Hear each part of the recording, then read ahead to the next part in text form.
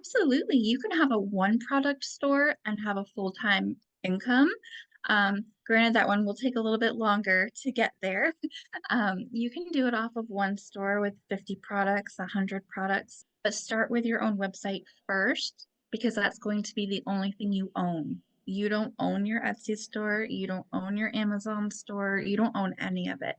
And we want to make sure that you own your business. Um, so definitely start with your website and then, build out one platform at a time. I always suggest Google be your first platform after your website, just because, Google's Google. And then we'll jump into Amazon and then all the other platforms.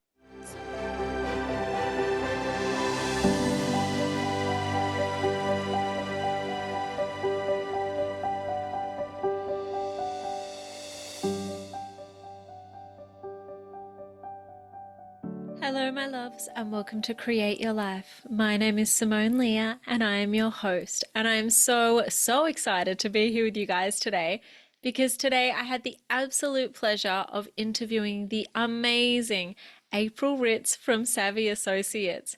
Now, April is an expert on everything e-commerce. So what she does is she helps budding entrepreneurs, budding e-commerce people to set up their Amazon or Shopify stores. So it was an absolute pleasure to interview her today because we got to talk about all of the things to do with e-commerce, whether that be being private label, drop shipping, setting up on Shopify or Amazon, or where to even start. And we also talked about things like what to do with your advertising budget, to have a budget or not to have a budget, to do organic social media or not to do organic social media. So it was literally a phenomenal chat because April is the go-to on this particular topic. She is amazing and it's literally what she does. She has multiple stores herself and she goes and helps people set up their stores. So she is literally an expert on this topic. So if you guys are interested in setting up a Shopify or Amazon store and diversifying even what you're currently doing now, and you want to know about drop shipping, Amazon stores, e-commerce in general, then this is the interview for you. And I really hope you guys enjoyed it because I was so excited about this interview and I was like hanging out to chat to her and talk to her about this. So it was a really great interview and I hope you guys enjoy it. Hello, my loves, and welcome to Create Your Life. My name is Simone Leah and I am your host, and I am so excited to be here with you guys today because I have a phenomenally amazing chat with the amazing April Ritz from Savvy Associates, and we're here today to talk everything e-commerce. So this is going to be super exciting because I'm not in e-commerce and April is obviously the whiz at this, so I'm so excited to have you here. Hello, April. Hello, how are you? Oh my goodness, I am so good. And I think I've been emailing you all this week and I'm like, can't wait to chat on well, your Friday, my Saturday, because I'm just so excited to hear about this because you always hear about e-commerce, but in the back of your mind, it's like, it's going to be hard to set up. How do I manage inventory? How do I deal with refunds? So I am like super pumped to talk to you today. Hey, me too. Oh, I really want to dive into it. That's how excited I am. But I do want to start with the age-old question for the show of what does creating a life you love look like to you? That one's actually pretty easy. That one is, just having that balance.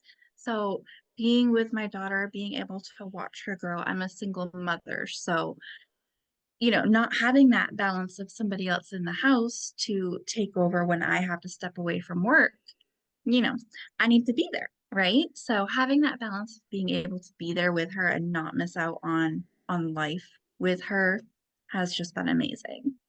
Wow, that is such a good answer. I didn't know you're a single mom. How old is she? She actually just turned 17. Oh my gosh, so cute. You do Yeah. not look like you have a 17-year-old. That is so Oh, well, exciting. thank You guys you. could be like sisters. You could swap clothes. Yes, yes, exactly. And Oh, we do. that would be so fun. I love that. And I love that you've been able to create a life where you can have that time with her. Amazing. Yeah. So what got you into e-commerce? Etsy. I started with an Etsy shop back when my daughter was a baby. When I was pregnant with her, I was a 911 dispatcher, and I'm like, I can't do that, 12-hour work days, 5 days a week. I can't do that. So, I got into Etsy and I whipped out my vinyl machine and I started making like t-shirts and tote bags and things like that. And my Etsy took off and here I am. Wow, I love that. Because now you have a whole business around helping other people get into e-commerce, whether that's through a Spotify store or Amazon and things like that. So you really like went all in and took a jump, and here you are now. Yes. Yes, I Yeah. definitely do real fast. Yeah, I love that.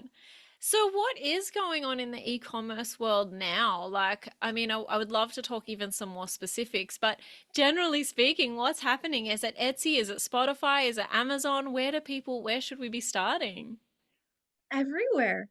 Never put your eggs in one basket. Seriously, this is the biggest piece of advice I can give. If you have an Etsy store, you also want to have a Shopify store.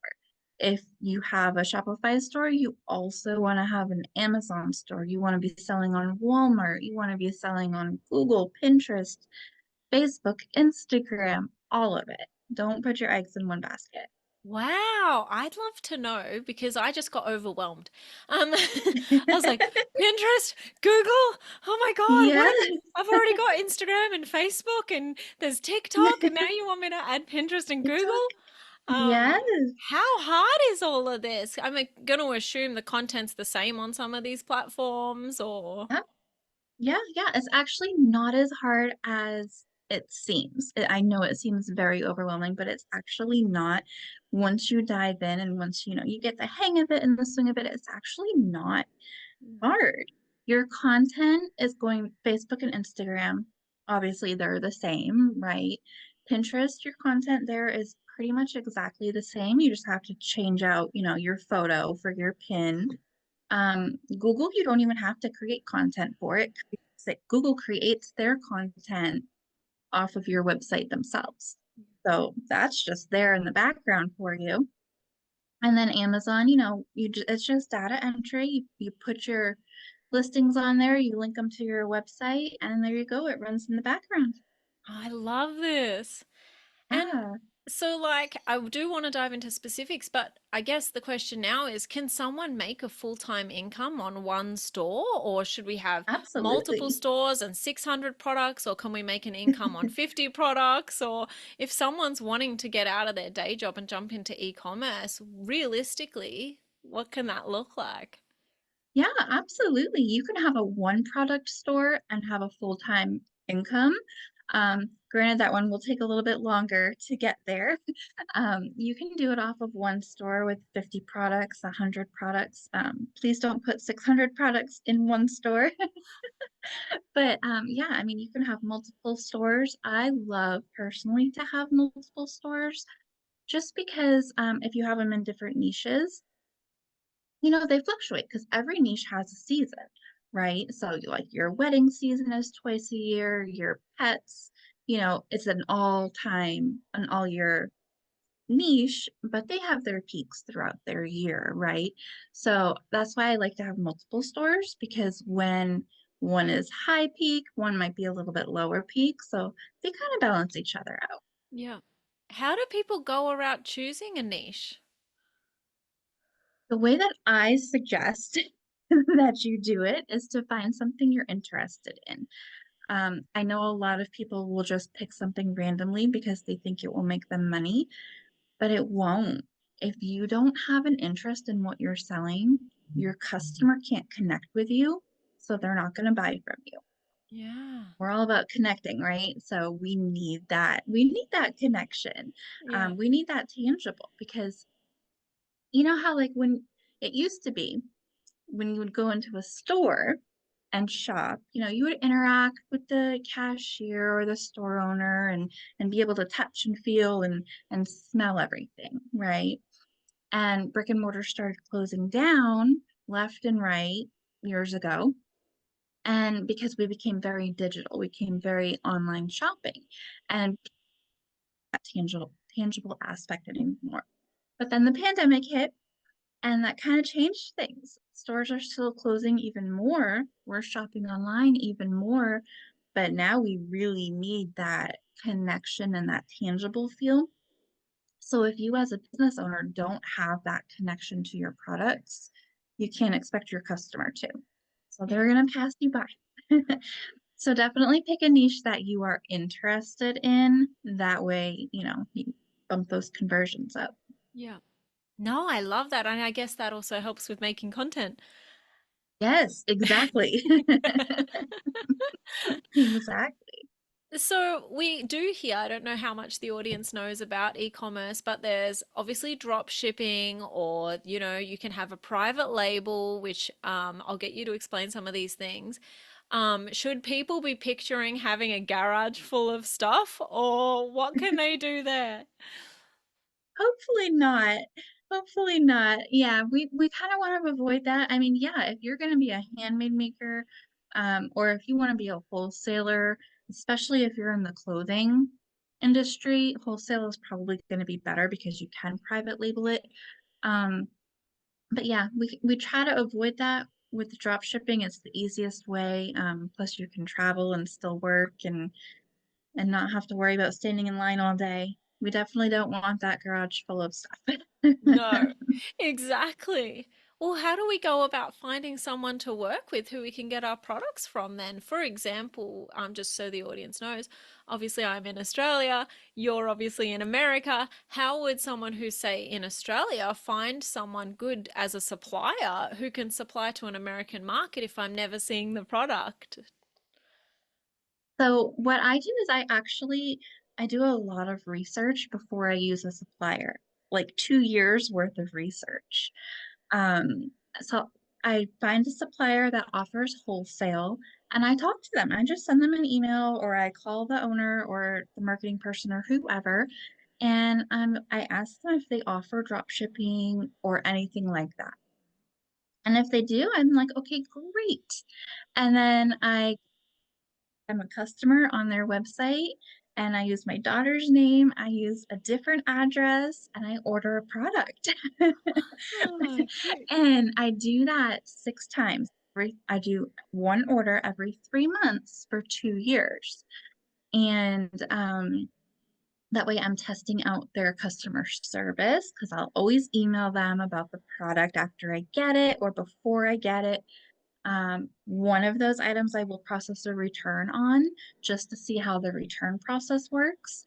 And, I just keep going. I never stop checking them out. I do continuously do that, but I always make sure that it's not me, it's a customer. That way, I'm getting the full thing. Wow, that right there for anyone getting into e-commerce, that is like the tip of a lifetime. I've literally never heard anyone say they do that much due diligence. So write that down, audience. You got to write that down, guys. That's gold. Wow, that's so interesting. And so if someone doesn't pass that test, you don't use them or recommend them. Not at all. No, I Wow. mark them out and I keep a list of good suppliers and really bad suppliers and I always, I keep checking. Wow, that's so interesting. Yeah. And do you think, kind of goes a little bit kind of with what we're saying. Do you think people can do this in a faceless way? So say all their social media, can they do this in a way that their videos and their content they're connecting without being in front of the camera? Absolutely. And that is one of the biggest things that my clients want. That's one of the first questions they ask when they come and I start building their stores for them. Can I do this without people knowing who I am? You can. You have to get a little more creative with your content. Um, but you absolutely don't have to have your face. You don't have to have your name on your site. We definitely, even if you are the face of your brand, we don't want you being a hey girl, hey. So you're not going to go jump in people's inboxes that you haven't talked to since high school saying, hey, buy this product. You're not going to do that. But yeah, you can definitely do it without your face, without taking video or anything. Yeah. Wow, that's so interesting. And Mhm. where would they start? Would you recommend they start with Spotify and then build the other platforms after that, or Amazon, or do you recommend they just go all out and do everything at the same time, or what sort of process? Because obviously you've got the process of find your niche, pick your suppliers, do your research, do your due diligence. Where should they go from there? Your own website. Um, and I say this, whether you're on Shopify, you can do it on other platforms too. You can do it WooCommerce or anything like that. Um, but start with your own website first because that's going to be the only thing you own. You don't own your Etsy store, you don't own your Amazon store, you don't own any of it. And we want to make sure that you own your business. Um, so definitely start with your website and then, build out one platform at a time. I always suggest Google be your first platform after your website, just because, Google's Google. And then we'll jump into Amazon and then all the other platforms. So when you say Google, are you Mhm. talking more about when I type in flashlights and I see all those little products come up underneath that say like buy or whatever? You're talking build that out? Yes, yes. Wow. And all of that's free. Google lets you do that. You can set that up for free. It's called Google Shopping. So yeah, your website will connect right to Google and Google will pick all those products for you and they'll show up in the top and people can buy right there. That's amazing. I've also never even Mhm. heard that either, but I have always wondered how you get your products onto that part of Google. Okay, Google Shop. That's super cool. And then Mhm. from there, should they be going to say Shopify or Amazon, or it doesn't matter which one from there comes first? I would do Shopify first and then Google and then Amazon. Ah, okay, okay. What's the most user friendly for beginners? Definitely Shopify. Okay, okay, this is good. Yeah, yeah, definitely Shopify. Google is pretty easy, but it's time consuming. It's just data entry. You have to enter in like tax codes and product codes, and it's just data entry. So it's time consuming, but it's pretty easy. Once it's set up, it's done. Yeah. With something like Amazon, would you be using the Mhm. same information on the Google pages as well? Like, because I know Amazon obviously does have product codes and all of that sort of keyword research and stuff like that as well.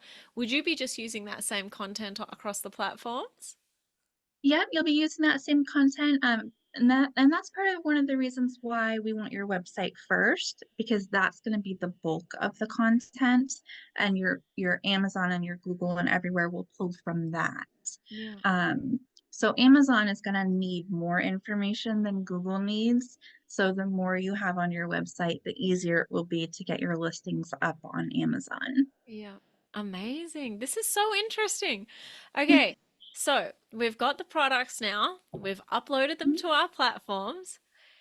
Now, nobody uses Pinterest. What are you doing with Pinterest? I mean, some Everybody people use uses Pinterest. Pinterest. In your world? Yes. So it depends on your niche. If you're selling car engine parts, you're not going to be on Pinterest, right? But if you're selling wedding or even homeschool items, clothing, then yeah, you're definitely going to jump on that Pinterest train and get your stuff out there. And it's going to be the same thing. It's just your shoppable pins. So you're going to put your product, make a pretty little photo for pin for your product, put it on Pinterest, and the user can click on it and purchase it right there. Yeah. That sounds so easy. It is, yes, it's Is it fun. Pinterest is my favorite platform. really? Does it have engagement? Do you talk to people on there? No, you don't have to Oh, talk to okay. anybody on there. Okay, okay, this is interesting. All right. So if I was doing that, how many pins do I need to do like a week? Is there like, or is it just more of a one pin per product, or what does that kind of look like?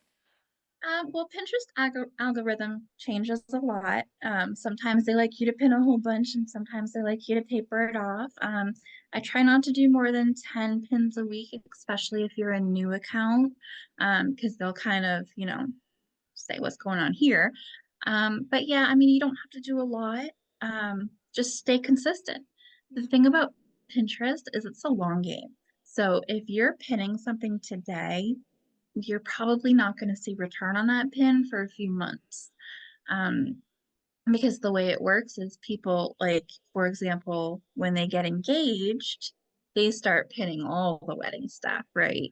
But then they don't go back and buy it until they're closer to the planning stage or, the ceremony stage or anything like that. So there is a little bit of a wait in Pinterest. So stay consistent. Okay, okay. So Pinterest is not, it's not 10 hours a week, it's just 10 pins a week. So this is good. What about Yes. with your Instagram and Facebook? How much, like, how many of that? Is it like three a week or? Again, it depends on your target market. Some people, pin five or post 5 times a day for Instagram. I don't necessarily recommend that. I try to do 2 or 3 a day, just so you stay relevant. But, once you get the swing of it and you are in that algorithm, you'll start to see in your analytics if your customers like that amount Yeah, of pinning or if they need more or less. yeah. So if I was someone who had three different stores, say one was pets, one was weddings, and one was cookbooks, cooking, would I be needing to do all of these same things for every single store? Ideally, yes. But it gets easier with multiple stores because you can just create everything at once and then schedule it out. Yeah. But yeah, ideally, you would want to do all of the things with all of your stores. Yeah. Okay, and so how long do you think per week it would take to monitor, say, for example, one store with, say, 75 products, including like emails and customer service and all of the sort of once it's set up, but all of the social media. Less than 3 hours a day. Wow, okay. So one store is Less less than than three 15 hours a a week. day. Yeah. Yeah, So yeah. it's easy. Once you get It into is, the and habit, and once you you know what can you're both. doing. Right, exactly. In the beginning, there's definitely that learning curve, and you'll be in there for. But once you learn it and once you get the hang of it, you should really be working less than 3 hours a day. And you can bulk that out into one day a week, Yeah. and just schedule everything out and let everything run. Mind you, you definitely want to keep an eye on your email, make sure customers aren't emailing you and your orders are getting processed. But other than that, bulk it out in one day if you have the time. So potentially even do everything in one day, but still check in for 45 minutes and just allow 45 minutes to touch base and just check everything's still working, all the emails are answered, social media comments are dealt with. So basically, but schedule all out. Do you schedule things like the social media as well? Absolutely. Yeah. My thing for that though, make sure it works. Don't schedule it and forget it. Technology is technology, right? It has glitches. So you want to make sure that, you don't have a month's worth of content out and scheduled and you think everything's fine. So you don't check on it for 2 weeks, but something happened to your platform and it hasn't been posting, Yeah. right? So don't set it and forget it. Make sure you check in. Yeah. Okay. I love that. I love that. And now let's just jump into ads. Is this a highly recommend, or you can do it without it, or somewhere in the middle? Somewhere in the middle. It depends on your time frame, right? If you're in no hurry to make a lot of money really fast, then you don't have to jump into ads right away. Um, whether you do ads or not, you always want to do organic marketing because that's free and that gets you out there, free. So definitely run your ads with your organic marketing. The more money you spend on ads, obviously, the more return you'll get, hopefully. Um, but if you jump in on ads right away, then you'll get you'll start making your money faster. Yeah. Organic is slow, ads are fast. Yeah. No, I love this. I love this. And I do want to talk timelines, but I also want to just digress into one little thing of if someone hasn't ever worked in like a retail store or they've never really done anything like this before, I'd love to hear your thoughts on the benefits of having someone like you to help you go, okay, well, these are what your percentages are going to be. It's going to be, say, 30% stock, 30% generally staffing, but you don't have that because you're yourself, or whatever, what the breakdown is so that someone knows how much they can allow in their budget for the ads and advertising. So, for example, how do you know when you're actually getting that return? So, if you know for every dollar you spend, you're going to make $2, are you able to just speak to the benefits of working with someone like yourself just to get a bit more comfortable with some of these things that you potentially don't know if it's a whole new industry? Yeah. And that's the thing. We don't know what we don't know, right? We're not I mean, we're expected to know it all, but we can't. It's not possible to know everything. So having somebody and working with somebody that does know these things that you don't know is always a benefit because one, it stops you from overthinking things. Um, Retail and e-commerce is definitely a roller coaster, especially in the beginning. You're going to have really great days, you're going to have really bad days, and it's just going to go up and down. And if you don't know that, or if you don't have somebody in your corner saying, "Hey, it's okay, it will even out," you're going to get scared real fast and shut everything down on your first bad day and miss out. You'll miss out on all the good days. But yeah, I mean, we don't know what we don't know, and definitely having somebody in your corner to not only teach you, but to cheer you on, um, it can be very draining. Yeah. And even just what you're saying there with the good days and the bad days, like knowing that there's a system in place because you've got someone next to you who's going, you know what? This is just part of the system.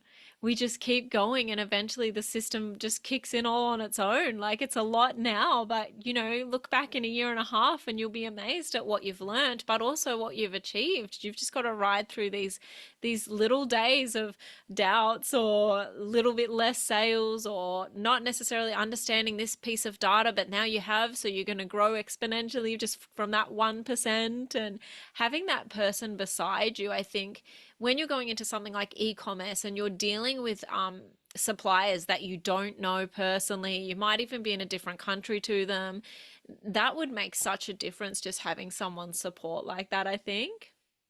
Yeah, absolutely. And it helps fast track you too. It helps take out all those errors. If you don't know what you're doing, and for example, you're researching how to do it on Google, you're going to get a lot of information. And if you're doing all of those things, you're going to be doing a lot of things that are wrong. And that's disheartening, right? As you're doing it, you're putting all this work in and nothing's working. That's going to dishearten you. Um, so if you have somebody in your corner who knows what they're doing and who can help you navigate the correct way to do it, it'll be fun. Yes. Okay, I love this. I love this. I do want to ask, and I know this could be a little bit of a downer conversation, but have you noticed anything happening in the recent turn of events of the last 2 years with e-commerce going down in terms of customer expenditure? Or do you think because of everything that's happening, e-commerce is actually going up because people are turning to the internet more? It's definitely going up. If the pandemic taught us anything, it's that e-commerce is not going away. It is only getting stronger and stronger every year. Drop shipping, especially, is getting stronger and stronger every year. Big brand name stores are turning to the drop shipping method more and more. It's not going away. Yeah. It's never too late to start either. I love this. Okay. So what about, all right, say you're someone, let's just say that you live, let me think of a random country. Oof. Let's say I decide I want to live in Thailand, but I want to Mhm. sell to the entire world. Is that easy to create? Absolutely. Yeah. We'll just, you find the suppliers that ship worldwide. You'd be surprised at how many do. Fast shipping, we try to really great suppliers, really great quality products that ship worldwide, and you're off. Yeah. And how would it work in terms of I totally just lost my train of thought there. Sorry, guys. Oh, yeah, that's what I was going to say. Postage. How would it work in terms of postage with worldwide? Because is that something we need to factor into, or how do we even work out pricing on that sort of thing? If we're going worldwide. Even if you're not, that's a good question. That's definitely something you have to pay attention to, even if you're only selling locally. The good thing about suppliers is that ship worldwide is they have warehouses worldwide. So, if you're in Thailand and you're using a US supplier and your customer is in Canada, that US supplier is going to have a warehouse in Canada, so they're not going to be spending hundreds of dollars on shipping. So it does even out. You definitely have to take that into consideration no matter what, though, and either price your products to include shipping or charge your customer shipping. Yeah. Is this something, do you think that if I was a total beginner and I wanted to start doing e-commerce, is this the sort of thing that I can jump into by myself, or would you recommend getting help from someone like yourself or doing a course? Because, for example, if I want to start a YouTube channel, I can just YouTube how to start a YouTube channel, and that is not that hard because it's all there online and what you're doing is online. But say I was a complete beginner to e-commerce, is this something I can figure out on my own, or should I be prepared to spend some money on my education, whether that be with someone like yourself or a course, and know that there's some trial and error that's going to be involved there? So both. It's a good mix. I'm always going to be in favor of education, no matter what the topic is, right? So you always want to invest in education, no matter what. Um, if you are in no rush and no hurry, the internet is your friend. YouTube is your friend. Google is your friend. But also at the same time, it's not your friend. You're going to get, especially with drop shipping, you're going to get a lot of people saying, throw a bunch of random products from AliExpress on your website, and the next day you're going to wake up with a Lamborghini in your driveway. That is not true. It won't happen like that. Um, so you kind of have to really pick through what you read on the internet and keep in mind that a lot of people are doing exactly that. They're looking on the internet for the information, they're putting it into their own words, and they're teaching you. They're not actually hands-on doing it. So make sure whoever you work with or take a course from or whatever is somebody who is actually hands-on and running a store of their own. Yeah. No, I love that advice. I totally love that. Okay. So, all right. What about things like what sort of marketing budget should people allow, and what sort of time frames should they be thinking for um, making an income? So let's do with marketing budget and without marketing budget. All right. So when my clients come to me, the first thing I tell them while I'm building their store is to plan out their budget. So we want to make sure that they are eating. Mhm. We don't want them to spend their food money on advertising, right? So when you're first starting out, your budget for advertising is literally whatever you can afford. If it's $50 a week, if it's $50 a month, that's your budget. As you start getting sales in, you're going to put that money back into your budget. So your budget grows out of what you initially put into it. Eventually, you want to get up to about $1,800 to $2,000 US dollars per month in advertising. Yeah. Okay. And, so when you're doing, $50 a month in advertising, you can expect to start seeing money pretty quickly, but not as quickly as, the 1800. Yeah. No, I can definitely understand that. And so if I was completely doing organic marketing and just growing my store from scratch, do you think that that I can replace my income in 3 months if I go really hard, or am I more looking at say 8 to 12 months? And then same with advertising. Yeah, 3 months for advertising for sure. as long as you're advertising correctly, we'll put that in there. As long as you're advertising correctly, yeah, 3 months, you can definitely start seeing that potential to replace your income. Without advertising, it's definitely going to be 8 to 12 months or longer.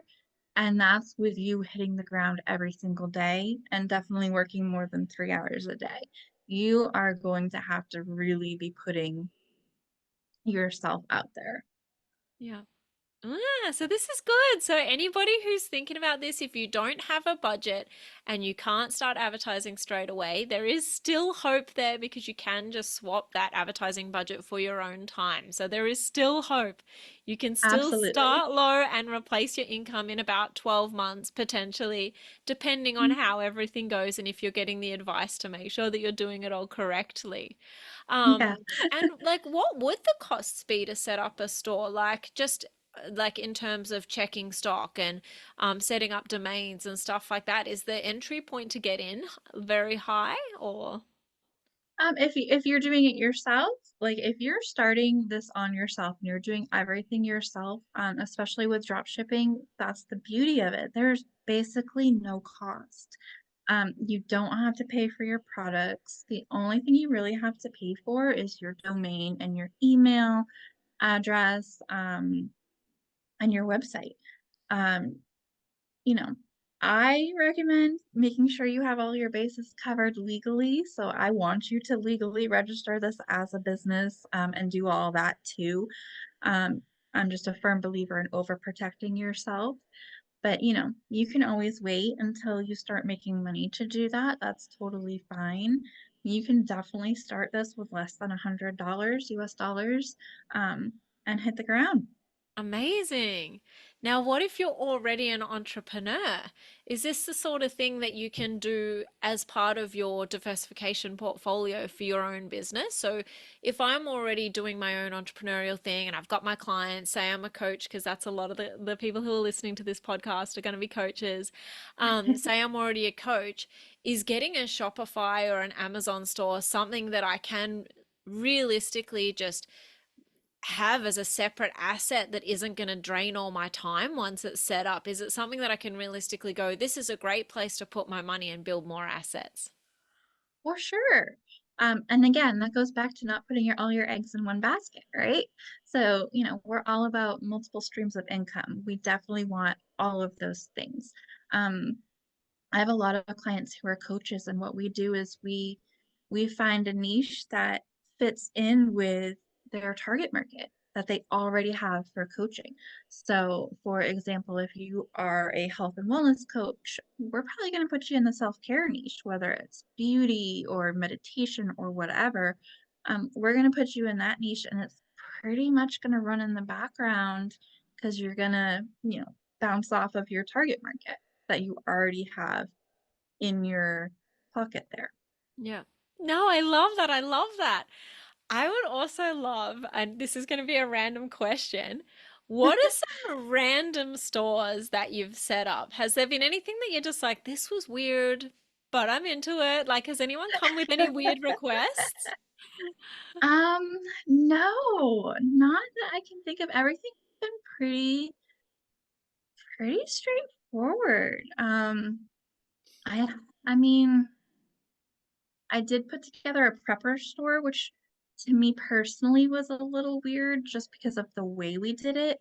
Um, but I mean, I don't know. I don't think anything else has really stuck out that was just super weird. Oh, that's good. That's interesting. Okay. Yeah.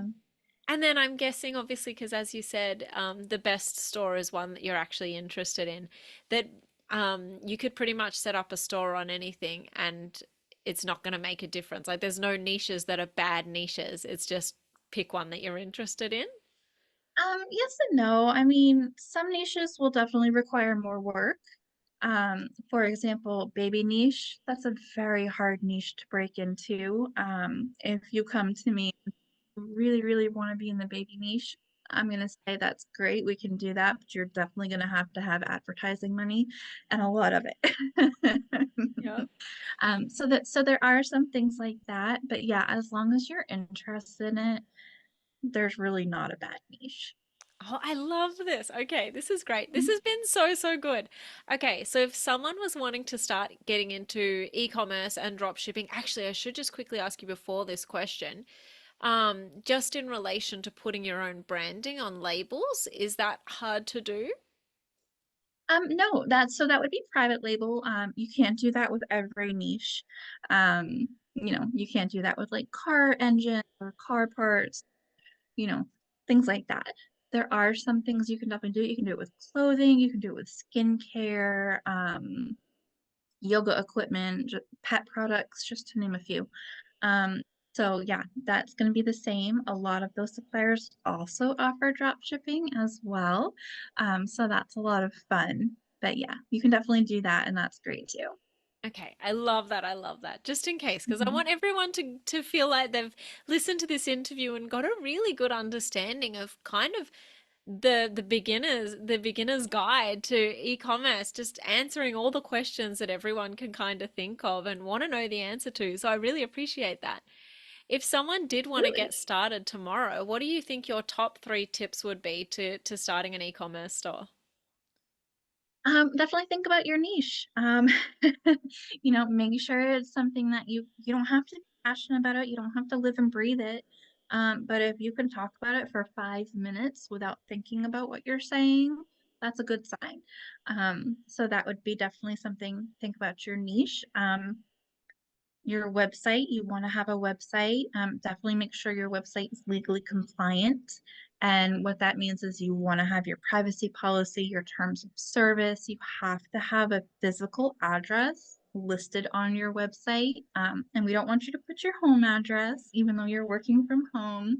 So we want you to go get like a virtual office mailbox or a PO box, even just something physical that still protects your privacy. And have fun. Don't overthink it. That's the biggest thing is don't overthink it. It really is as simple as it seems. Oh, I love all of this. Okay, I love this. This is exciting. And are there any recommended resources that you could recommend for people? Yeah, so I love the Shopify YouTube channel. Oh, They have great information out there. They dive in and they help you. If you are looking to build your website on your own, that's the channel I would go to learn how to do the things and to learn how to, figure it all out. I love this. Thank you. That is a great tip for everybody. And Yeah. lastly, because obviously this has been such a phenomenal conversation that people probably do want to continue to have with you, where can everybody find you? I am online everywhere at Savvy Associates. So we have the website, savvyassociates.com. Facebook, Instagram are both at Savvy Associates. Those are probably going to be the easiest ones to get me. Yay, I love that. And go check her out. Definitely. This is going to be amazing. Thanks. And this has been the funnest chat, April. I've loved having you here. Yes, Is there I've any enjoyed final it. things, any final things you want to say to the audience? Yeah, again, don't overthink it. It's definitely not as complicated as it seems. Just have fun with it. The more fun you have, the easier it will be, and stay consistent with whatever you do. Make sure you have that consistency. Oh, I love that. Thank you so much for being here, and we definitely look forward to seeing more and hearing more from you in the future. Yes, it was a pleasure. Thank you so much for having me. Thank you.